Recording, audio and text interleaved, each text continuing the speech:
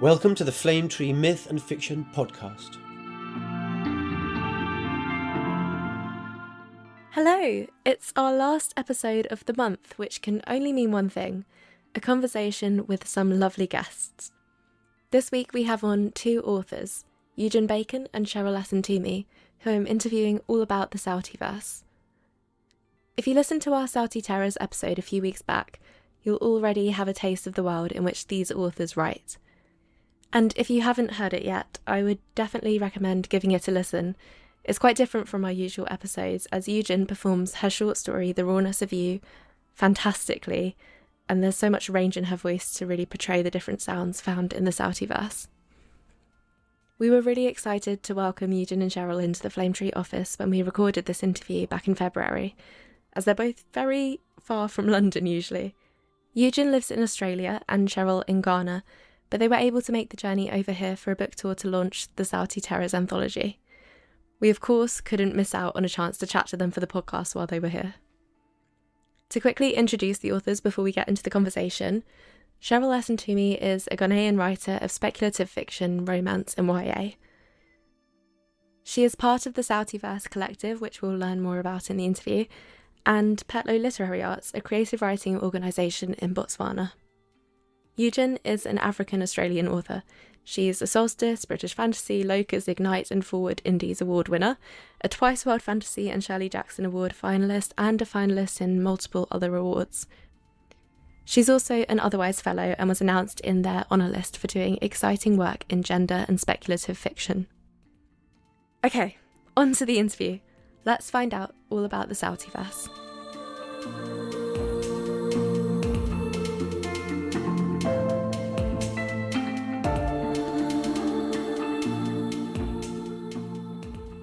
Right, so welcome to Flame Tree. I'm speaking to Eugen Bacon and Cheryl S. Ntumy of our Sauútiverse collection called Sauúti Terrors. They edited it, so we're going to just speak a bit more about the universe. Let's just dive straight in about the Sauútiverse. Can you tell us about it and what excites you about being part of this groundbreaking Afrocentric world? Yeah, Eugen here. I'll start. So I remember with fondness the world building and drawing from the African grassroots of the Sauútiverse and how we came together to brainstorm what the Afrocentric universe would look like. And I really liked the features and the characteristics that we came up with together as a group. And so like Planet Ekukwe, which is the echo planet that draws its name from the Igbo word Ukwe, which means song, and Planet Orinorin, the planet of sonic storms, that draws its name from the Yoruba word Orin, meaning song. And like Planet Zephany, the self-appointed leader planet that draws its name from the Amharic word Zephany, which also means song. So you can see a pattern here. All the planets are named after an African sound or African name meaning song or sound. And Wimbo, the Earth analog planet that draws its name from the Swahili name Wimbo, which means song. And finally Pina, the low-gravity inhabited moon of Maui, a dead planet hosting AI and other populace. So what I really love about the Sauútiverse is that it's such a rich world right there for all manner of stories. You have to be excited about this. Yeah, this is Cheryl speaking. I definitely agree with everything that Eugen has already said. There's so much that's exciting about the Sauútiverse. In addition to the world building, I think the thing that really excites me as well is just the potential for more people to come into the world, for more people to explore. And because it's such a big universe, there's so much room to develop new stories and to explore things that haven't yet been explored, So we have all these planets and we have cultures and languages and different concepts that we've come up with. But then there's still so much we haven't even begun to touch. Yeah. And it's really exciting when somebody new comes in and says, oh, you know what, actually I want to look into this. And that sparks off a whole new avenue of exploration for all of us. The opportunities are endless. Absolutely. There's so much you can do with the Sauútiverse. Yeah. Could you give a bit of an overview just to sort of contextualise what the Sauútiverse is in terms of when you created it, what that sort of meant in that journey? So it's obviously this creative science fiction Afrocentric universe, but when was it that you came up with the idea, and how did you get people involved? It was during the pandemic, and I think just before, had the pandemic started? I think it was just before the pandemic. Or just after. Just after the pandemic. And one of the founding members of the collective, Wale Talabi, came together with Fabrice, who's also another member of the collective, and he had this idea to come up with an Afrocentric world. And at the time, we didn't really know what the world would look like, whether it would be science fiction alone or whether it would be fantasy, and just what would shape it. But one thing we had in common was we really wanted it to draw from the African roots and tradition, African language, and that's why it has a lot of sound and rhythm and music, and the culture and tradition and the foods. So that we agreed on. And it's when we started discussing about the planets, and we agreed that we'd love it to have both science fiction and fantasy. So the fantastical is the sound magic. The science fiction is you have technology, you have AI, you have different elements that work together. So the blend of the fantastical and the science fiction really creates this cross-genre universe that you can write genre-bending stories. Cheryl? Yeah, definitely. I would agree with that. I think, in addition to wanting it to be very grounded in African cultures and in African languages and traditions and things that were familiar to all of us, we also wanted to create a world that was really inclusive and really inviting to everyone, so a lot of people could feel like they could be at home in that world. And so, we thought about things like we wanted to be a place where people with different abilities are welcomed and embraced, where people of different sexualities and gender expressions are welcomed and embraced. And so these are things that we also wove into the fabric of the universe. And we also wanted it to be matriarchal rather than patriarchal. Yes. So these are things that we really discussed and thought very deeply about and embedded them kind of into the culture of the universe as well. Yeah. And so there's even a creation myth, which is the song of our mother. And just the whole foundation of the creation of the planets comes from this song of our mother, who sings and breathes out the planets. She sighs and another planet comes into being. And it's because also we really wanted to hero women, particularly in African cultures. People don't realize this. Not all of them are patriarchal. There are others where women were the leaders and the rulers. And so we wanted to borrow from that and really have this strong mother-centric world that almost embodied Mother Africa. And you can see the connection between, obviously, all the African mythology when you were naming the planets and named after the songs. And, that's all coming through. And talking about the sort of limitless possibilities of someone writing within it and, bringing them into the Sauútiverse. You've mentioned fantasy and sci-fi and then sort of all the cultural elements of the matriarchal society. Yeah. But what could you sort of invite someone in to say, this is the genre you can write in? How restrictive is it? I mean, we were saying it was very open, so it's always speculative, I imagine. It is, absolutely. You could write in all genres, and that's why we say it's cross-genre and genre bending. And particularly when you write African stories, they borrow from mythology, they borrow from a number of things. And if you want to integrate technology, if you want it to be dark, fantastical, if you wanted to have the supernatural, all of this, you could have it. And so people could write horror, and that's why we have Sauúti Terrors and Sauúti Horror. And you could also write it in whatever genre you're comfortable with. So one of the novels, I have a novel coming out this year, and it's called Crimson Inquietors, and it's a literary mystery set in the Sauútiverse. And so you could literally write across all forms and genres. Yeah. Yes, I mean, I agree with that, definitely. I think sometimes people might feel when they hear the word speculative that it means it has to be a really fantastical story. But that's not the case. We have some stories that are very contained, very quiet, a story about just family dynamics, for instance, or, a person struggling with their social context and, just very ordinary, everyday experiences that we can all relate to. So it really depends on what you're drawn to as the writer. You don't have to feel like, because it's this expansive universe that I have to write, cover science each fiction planet. story. Yeah. You really don't have to do that. There's a lot of freedom. Yeah, and I think because of the diversity of the shared world, it allows us to craft stories that are quite broad in whichever theme that speaks the loudest to you. So most of the stories that I write are stories where, irrespective of genre, they're stories about a character's relationship with themselves, relationship with other people, and relationship with the world around them. Yeah, and just how they navigate that. And it could be a cautionary story where I show that this is how bad things can get if we don't change. So that could be a climate action story, or maybe a bad leadership story. But it could also be a story of hope where you hero the child or you hero a woman and make them precocious, give them all these abilities, and they might even save the whole village. Yeah. So in terms of themes in what your stories involve, would you say that it's got this optimistic lens to it, or, what themes are you looking for? Not always optimistic, because we want to mirror the world as we see it. Mm-hmm.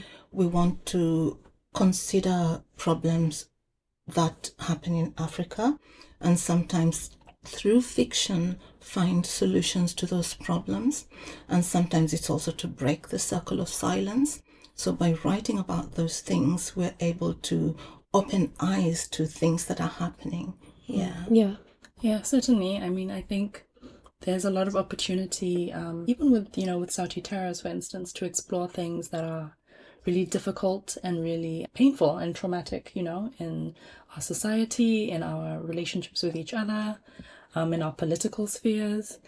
And there's a way to do that through the fiction. So we have room for really optimistic and hopeful stories, but we also have room for stories that really interrogate difficult themes. To really understand what's going on in this world. We do have lots of stories, like stories of belonging, people finding their place.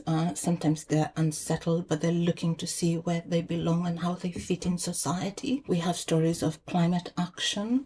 We have stories of disease and poverty, and how people climb from that, how it can unify people, or how it can, dissolve and fracture relationships. So we explore quite a lot. We can go anywhere with the Sauútiverse. Yeah. Is there anything that worries you when you set about writing one of these stories? Because you're obviously covering so many realistic, from the optimistic to the more realistic kind of themes. What worries you the most? Well, always you have this thought that you're only as good as the last story that you wrote. So there's always imposter syndrome, and you wonder whether you're going to write a story that people can relate to, a story that will be engaging to other people. And then there's also that nervousness about how might the collective see the story, because they understand the world intimately, and you really want it to fit in that vision. And just how the diversity of your story sometimes worries you a little bit, because you want to be sure that although you're breaking something, you're not seriously causing a catastrophe. Is there anything that worries you, Cheryl?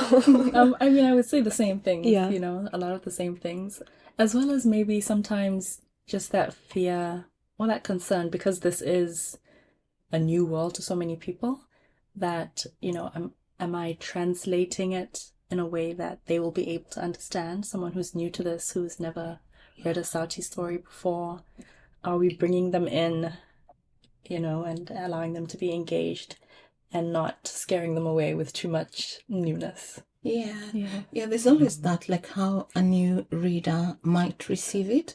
And so you'll find in Sauúti Terrors, at the back of it, we have a glossary, and the glossary even has a pronunciation guide, because there's a way of saying in the African language, say in Swahili, alphabet is not A-E-I-O-U, it's A-E-I-O-U. So how you say things are different. So something like maim would be maime, Okay, that's interesting. Yeah. More positively, what excites you about writing a Sauútiverse story? Shirley, what excites you? Oh gosh.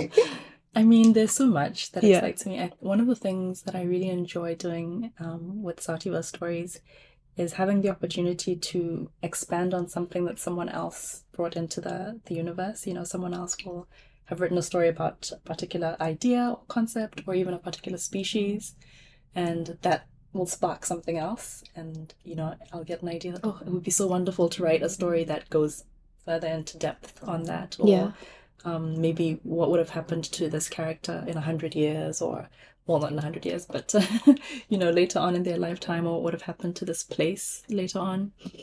So I really I get excited about that, about getting to explore the ideas that people have brought in and taking them in different directions. It's like a constant source of inspiration if people can sort of create anything in this universe. Yeah, you're like, exactly. How inspiring. Thank you.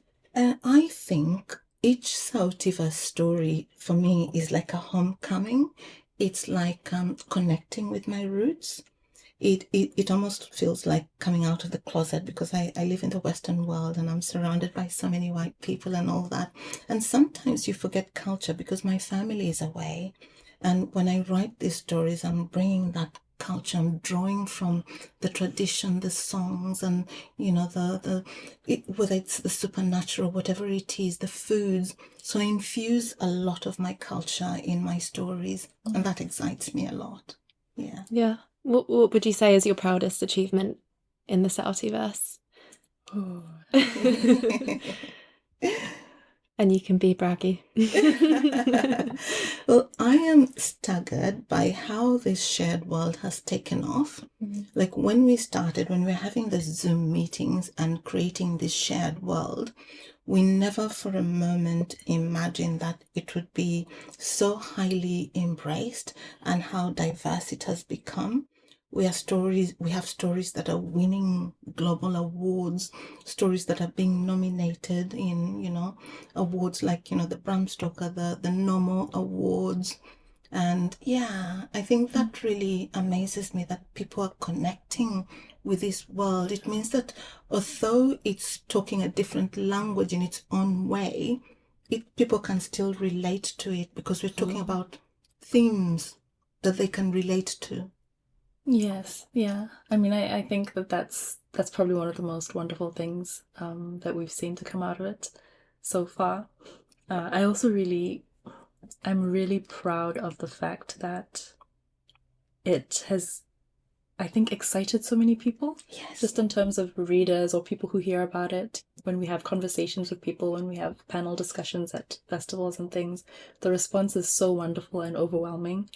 People seem to really just kind of light up at the idea of this world and the possibilities, and it seems to light a fire in people. And I think that's such a gift, you know, that we can give to other people, that we can inspire others to see what possibilities are out there for themselves as creators, or just in their own lives, you know.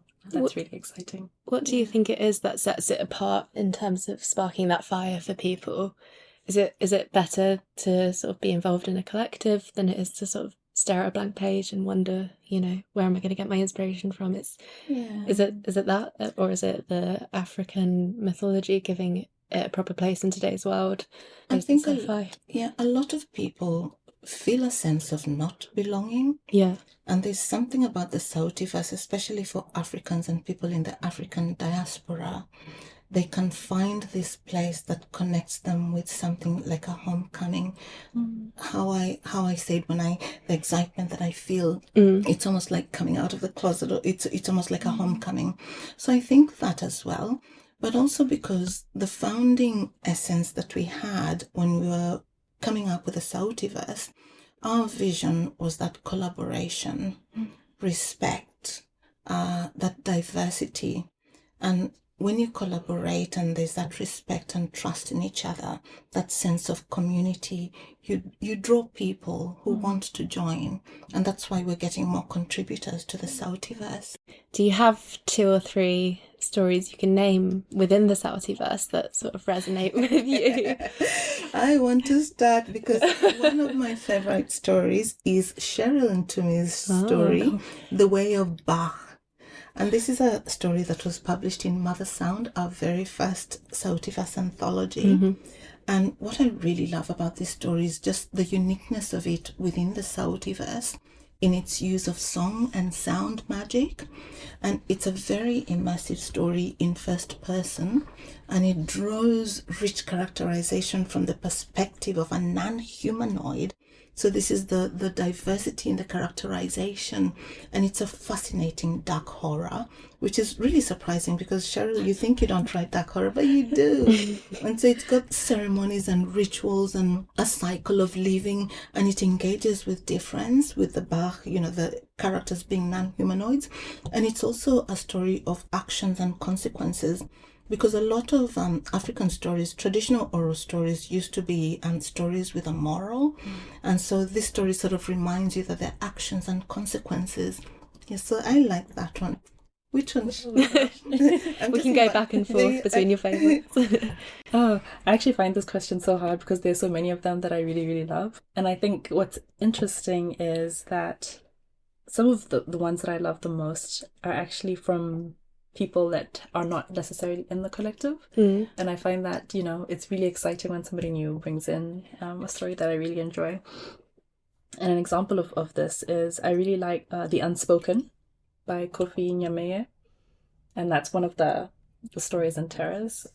It's a very chilling story. I won't give it away. Yeah. But yeah, I just thought that was really well done. It was really to see someone coming into the world and learning the different aspects of the information about the planets and how everything works, and then sort of taking it in a different direction and exploring things that are chilling but also really intriguing. I really enjoyed reading that. And I'm not big on horror as much as I do write it sometimes, but yes. But did that come through as a submission to you for the anthology process? Yeah. Yes, yeah. So what we did was we invited people to send us pitches. And so in the pitch that give an idea, the story would be set in planet XYZ, and this is what I'm thinking. And then we might give feedback to the pitch, and then they come with a draft story.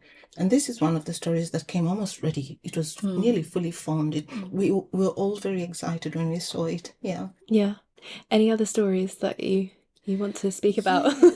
Well, there's one. Zan van Ruyen is a member of the collective, and one of her other stories in Mother Sound, the Sauti anthology, is called Lost in the Echoes, and it has such musicality, and it also has a neurodivergent protagonist. And there's just something about that story when you read it. And even reviewers, when they read the anthology, they always pick it as one of the ones that they want to talk about. So I like that one, Lost in the Echoes. Yeah. Yeah. I also really like Lost in the Echoes. That was also on my list. That's a very strong story. Yeah. And even to break away from the stories in Sauúti Terrors, we have poems. So we have the opening story by Linda D. Addison, which is just an amazing poem. Yeah. I love how she came new to the world, and she was able to craft this poem that is quite unique and just fits in perfectly. We knew at once this has to be the opening poem for our anthology. Yeah, it fits because of all of the music and the song, that's coming through with it. That's great. So when you were editing, and I should say as well, you two have edited Sauúti Terrors, but there's also Stephen Embleton, who isn't here today. But the three of you have sort of worked on this anthology together in those early stages and talking about all the stories you've received from the submissions and within the collective. What kept you awake at night? Because you've said you don't like horror too much, but I don't know if that's true, Cheryl. Anything that, really stayed with you and you couldn't wipe off? Yeah, I think for starters, we're really nervous because we didn't know the caliber of stories that we were going to get. We knew that we could get some stories initially from members of the collective, and we'd gone out to targeted individuals, inviting them to send us their stories and their poems. But we just didn't know the quality that would come in. And then we also didn't know whether we'd get a good publisher for it. And so in the end, we didn't need to stay up awake at night because we got really high caliber stories and poems. And then Nick here at Flame Tree fell in love with Sauúti and the Sauútiverse. So yeah, that really that was amazing. Yeah, it's just a huge project, so Massive. something that's going to, start the nerves up a bit. But, yeah. So do you have advice for people who want to start on a project where it's involving such a collaborative experience in co-editing? Because there's 3 of you working on this as sort of the overarching editors. What advice have you sort of taken from this experience? Cheryl. I mean, I think it was actually really wonderful to have 3 of us because it's such a huge task. There's so much to think about. There's so much that needs to be done. And so it was great to have 3 people to kind of lean on, and also to help divide tasks. Exactly. Yeah, so that we're not, this person can handle this, the other person can handle something else, and we can also play to our strengths. It really, really, I would recommend it.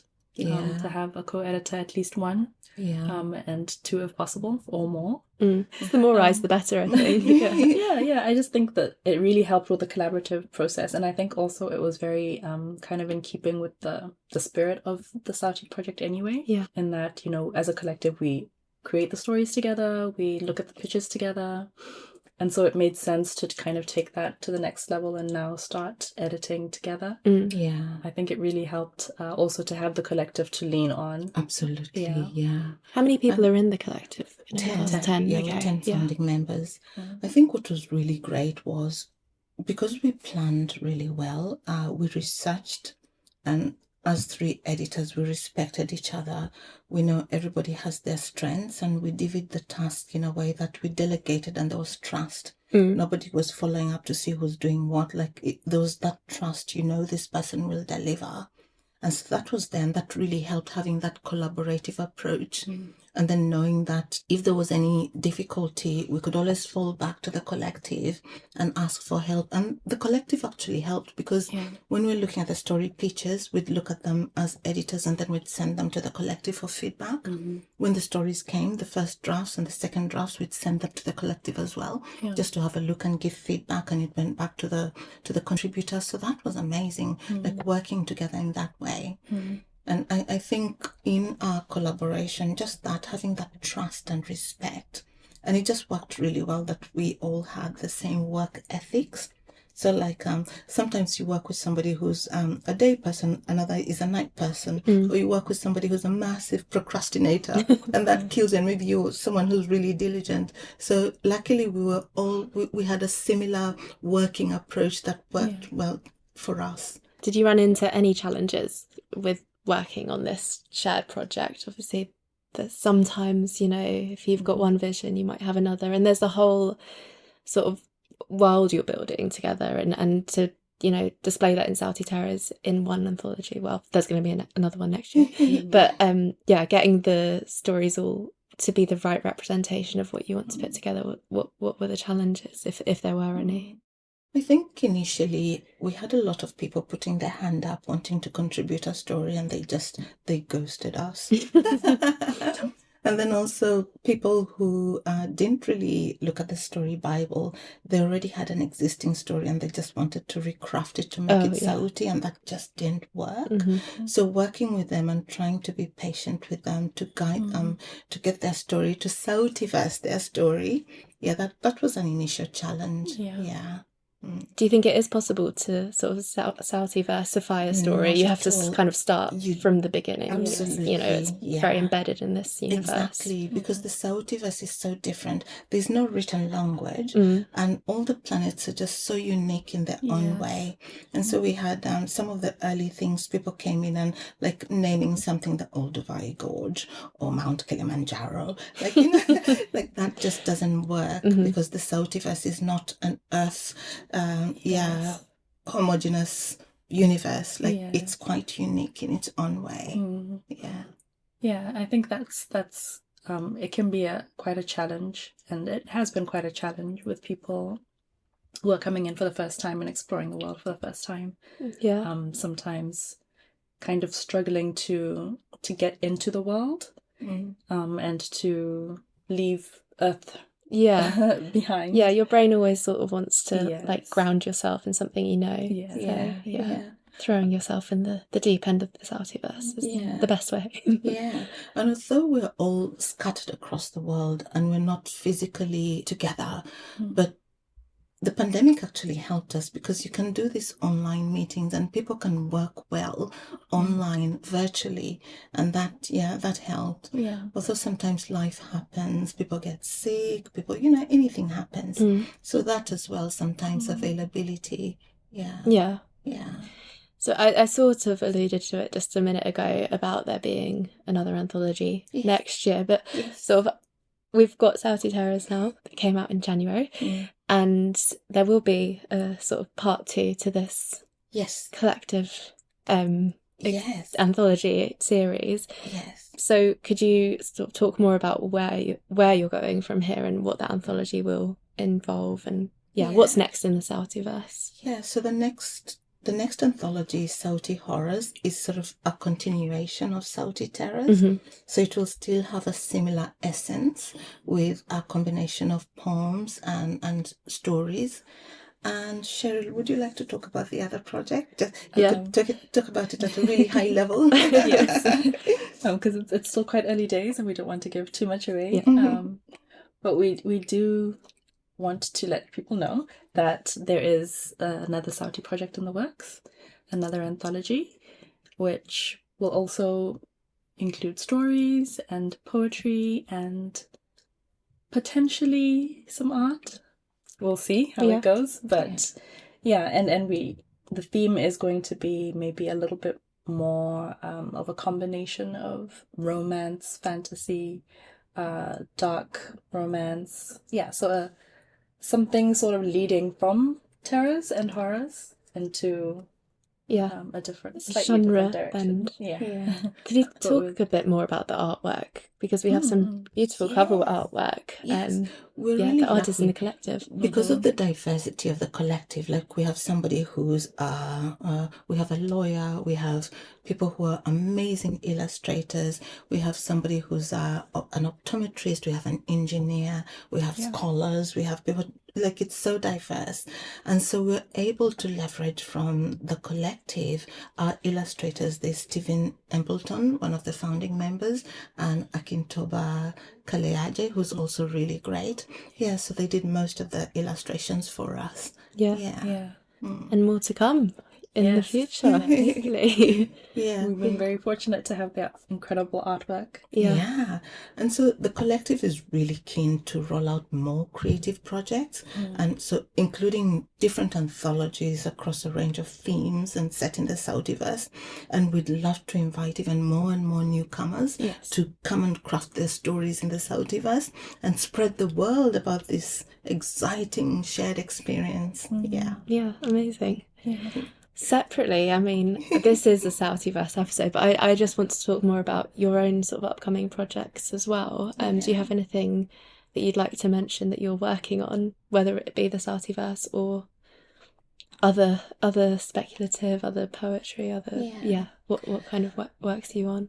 I didn't mention a Sauúti novel that's coming out, Crimson Inquietors, which is it's coming out in September, and it's a literary mystery where the investigator is not a detective but a sound magic scientist.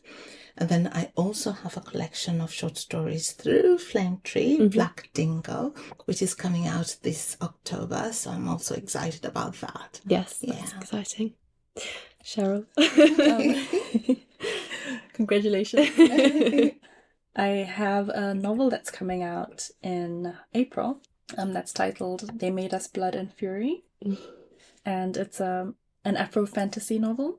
It's about it's set in a world that's loosely inspired by Ghana, so it's a sort of fantastical version of Ghana, and it's about a small community that has a very particular biology that allows them to produce magical blood, and what happens when they stop producing it, the chaos that ensues. Yeah, Ooh, wow. exciting. So that's April. Yeah. That's coming out in April. Published by Rosarium Publishers in Great. the US. Yeah, That's so I was going to ask, amazing. so where can people find you and your work? Online, social media? Yes, you can find me at eugenbacon.com, my website. You can also find me at Eugen Bacon on socials. At Blue Sky, you can find me at Jenny, GENNI.bluesky. Yeah, that's social. All Yeah. across. And you can find me at my website, which is Cheryl S. Ntumy, .wordpress.com. Or you can find me on socials, Cheryl Ntumy on Facebook and LitChickBW on Instagram. Brilliant. And there's the Sauútiverse website as well. Yes. So we should mention There that is- as well. I So for know, people that want to sort of get Sauti.com. involved in the collective. Yes, and Yeah. so Sauti, the name comes from the Swahili word which means sound Yes. or voice.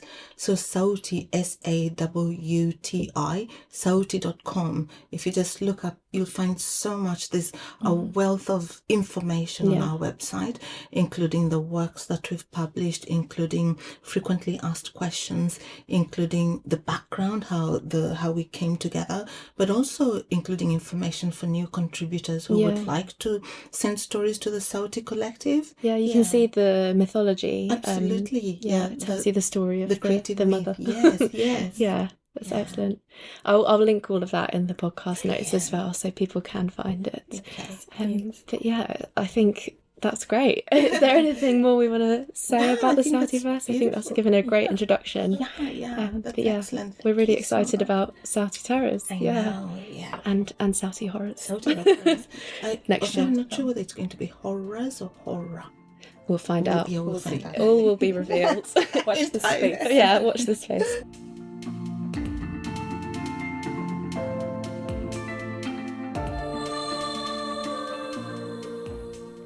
We had a great time celebrating the launch of Sauúti Terrors with the editors Eugen and Cheryl and Stephen Embleton. I hope this conversation has given a little bit more of an insight into the Sauútiverse, an ever-expanding speculative world rooted in African mythology, language and culture. If you are an African or African diaspora writer or artist, definitely consider taking a look at the Sauúti Collective. There is so much possibility and creativity to be had in bringing these Afrofuturistic stories to life. More anthologies, projects and ideas are emerging within the collective. In particular, as mentioned in the chats, we will be releasing the counterpart to Sauúti Terrors next year. So now is the perfect time to dive right into the Sauútiverse. Right, I should mention that not only is this the last episode of the month, but also the last episode of Season 2. We can't believe we finished 2 full seasons of the podcast, and are so appreciative of the fact that it's been steadily growing since we started almost a year ago. We're off to take a short break over the next couple of months, but we will be returning in June, where we'll kick off Season 3 with an episode all about the famous Valkyries from Norse mythology, based on our upcoming anthology. So keep an eye on our socials, and as always, this is your regular reminder to make sure you're subscribed to our Myth and Fiction newsletter. There are links to everything in the episode description. Have a wonderful couple of months, and we will see you soon in the summer. Bye.